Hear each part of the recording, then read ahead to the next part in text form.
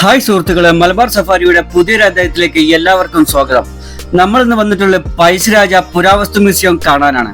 കോഴിക്കോട് ജാഫർ ഖാൻ കോളനിയുടെ അടുത്തായിട്ടാണ് ഈ പഴശ്ശിരാജ മ്യൂസിയം സ്ഥിതി ചെയ്യുന്നത്.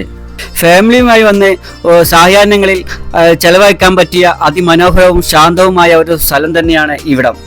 മ്യൂസിയത്തെക്കുറിച്ചും മ്യൂസിയ കെട്ടിടത്തെക്കുറിച്ചും മ്യൂസിയ കെട്ടിടത്തിൽ നമുക്ക് കാണാനായി ഒരുക്കിയിട്ടുള്ള പുരാവസ്തുക്കളെ കുറിച്ചുമുള്ള ഒരു ചെറു വിവരണവും കൂടിയാണ് ഈ വീഡിയോയുടെ ഉള്ളടക്കം.